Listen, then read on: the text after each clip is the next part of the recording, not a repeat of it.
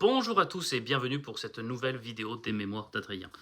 La fameuse vidéo dans laquelle je vais vous montrer, enfin, j'ai hâte, parce que ça fait quelques jours que j'attends, il est là, posé, et je ne sais toujours pas ce qu'il y a dans le fameux sac que m'a envoyé pour l'été, le sac d'été que m'a envoyé cette maison d'édition. Maintenant, je peux vous le dire, c'est la maison d'édition Gallimard. Et donc je pense que oui, c'est Folio, je pense que c'est sûr, c'est Folio, parce que c'est écrit là. Et donc le fameux dessin de ce sac, regardez, hop, c'est signé Sempe. Voilà, donc c'est celui qui a notamment illustré le petit Nicolas. Donc moi j'ai grandi avec les dessins de Sempe. Il a aussi, je sais, et j'aimerais bien voir cette version un jour, illustré les œuvres de Marcel Pagnol, Le Château de ma mère et La gloire de mon père. Voilà, donc ça existe, vous pouvez le trouver en poche. Donc c'est 2 livres avec les illustrations de Sempe. Voilà. Donc je vais découvrir ce qu'il y a dans ce sac d'été. Voilà, un sac pour l'été où je vais fouiller dedans. C'est des livres, évidemment. Il n'y a pas de crème bronzage, il n'y a pas de raquette de plage.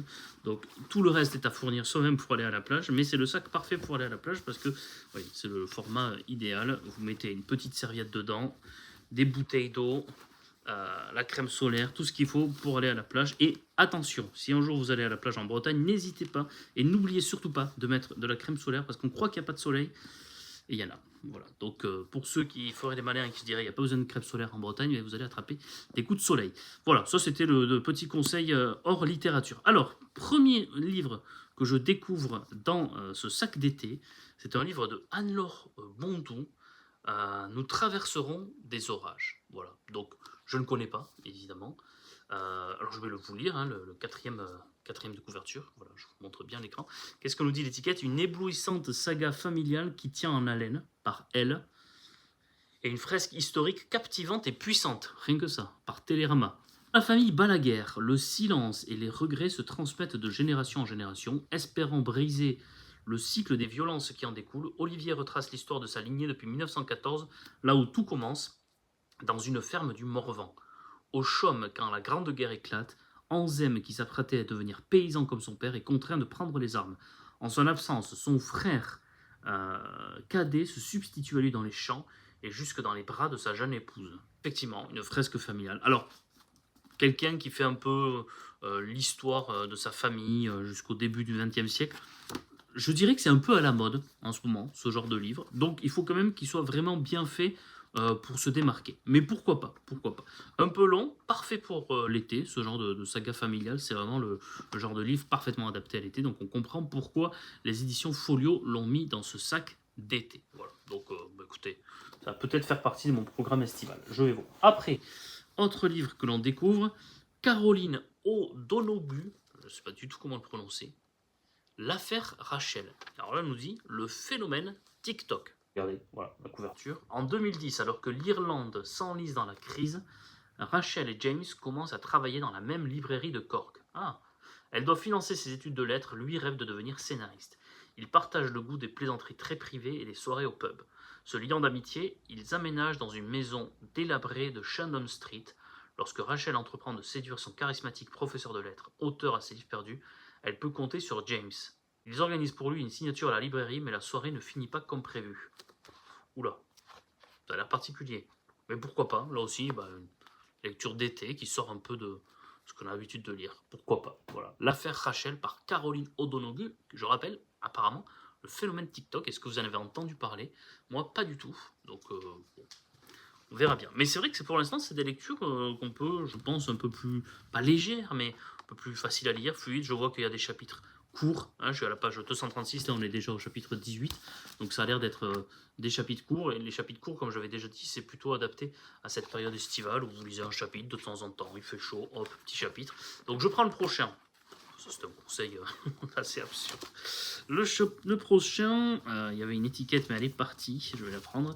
Joe Nesbo, l'inspecteur Harry Hall, un thriller. Ça s'appelle Eclipse Total. Donc dites-moi si vous le connaissez en commentaire. Donc Joe Nesbo, je sais qu'on en a souvent parlé comme étant effectivement un des maîtres du thriller. Ça s'appelle Eclipse Total, folio policier. Plutôt joli comme objet, hein, livre. Je trouve qu'il est plutôt joli à manipuler, à tenir en main. Donc, que nous dit l'étiquette là, la fameuse étiquette? Joe Nesbo est un maître du thriller. Bon, par Nicolas Demorand. Et éclipse totale, une enquête de l'inspecteur Harry Hall.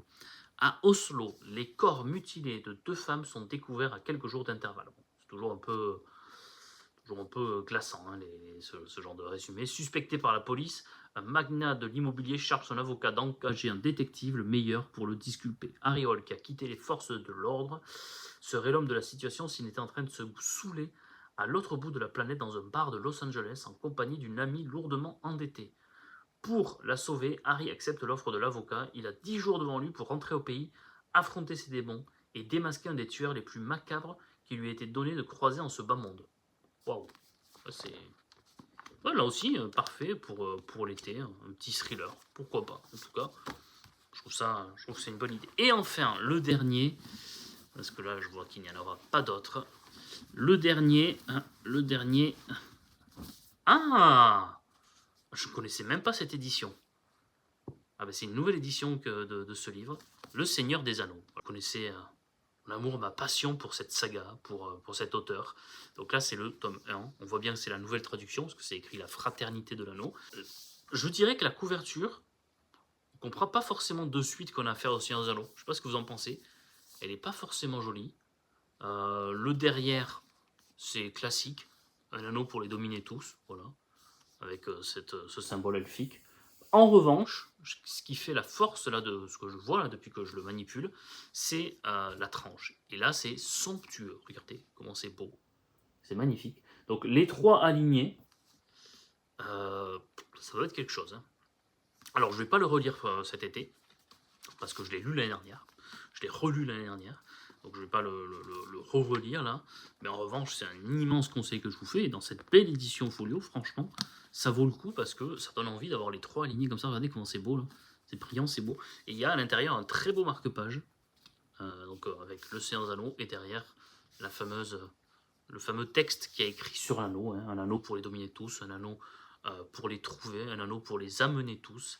Et dans les ténèbres, les lier au pays de Mordor où s'étendent les ombres. Bon, le résumé, vous le connaissez, hein, c'est un jour le seigneur Sauron a décidé de faire un anneau à côté de tous les différents anneaux qui représentent le pouvoir. Donc il y avait des anneaux pour les nains, il y avait des anneaux pour les elfes, il y avait des anneaux pour les hommes. Et il décide de se forger un anneau unique, un anneau qui serait capable de dominer tous ces anneaux, d'être au-dessus de tous. Et donc il va étendre son ombre sur toute la terre du milieu. Un jour, une alliance des elfes et des hommes met fin à cette domination de Sauron sur la terre du milieu. Le problème, c'est que l'homme, le roi des hommes, qui s'appelle Isildur, qui va réussir à tuer Sauron alors que Sauron avait tué son père, il va s'emparer de l'anneau, mais au lieu de suivre le conseil du seigneur elfe Elrond de détruire l'anneau dans la montagne de Sauron, il va décider de le garder pour lui. Parce que cet anneau, il arrive à tenter les tout-puissants, les plus puissants, et il est dangereux. C'est pour ça qu'il est vraiment symbole du pouvoir. C'est que même les gens qui, a priori, ont des bonnes intentions, sont de suite dominés par le mal de cet anneau. Et donc, il va décider de le garder pour lui, sauf qu'en rentrant, il va être tué, ce roi, et l'anneau va se perdre. Il va être récupéré par une créature un peu particulière qui est à la base une sorte de hobbit et qui va devenir paraître tenté, paraître habité par cet anneau qui est le Gollum, qui devient une sorte de monstre. Et Gollum va garder pendant très longtemps cet anneau avec lui dans une grotte, jusqu'à ce que, et ça c'est l'histoire de Bilbo le Hobbit, jusqu'à ce qu'un jeune hobbit mette la main sur cet anneau. Et donc l'anneau va être avec cet hobbit qui s'appelle Bilbo, qui un jour lors de son anniversaire, et c'est le début du livre du Seigneur des Anneaux, va transmettre cet anneau à Frodon. Sauf que, avec le temps, Sauron se réveille, son esprit est toujours là, parce que l'anneau n'a pas été détruit.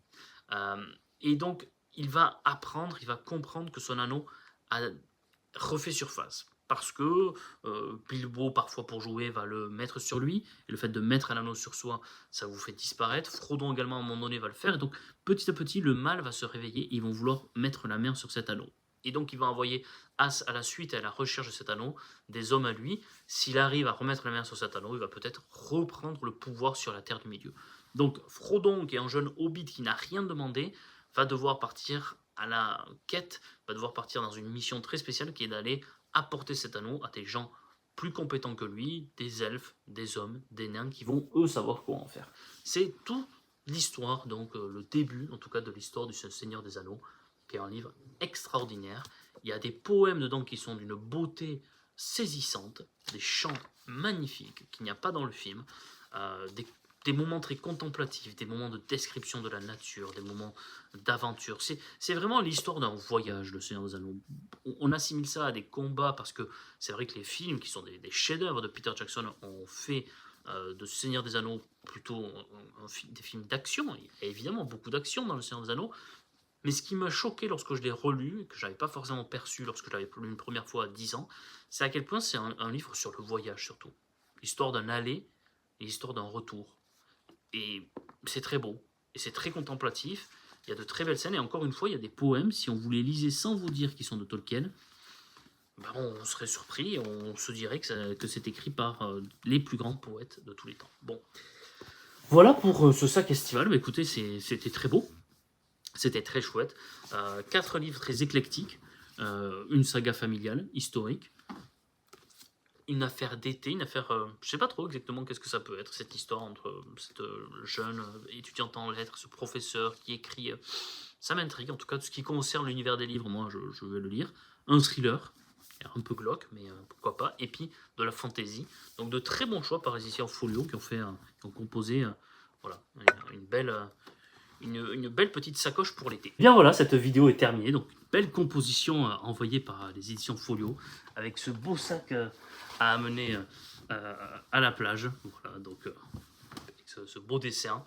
Je suis ravi.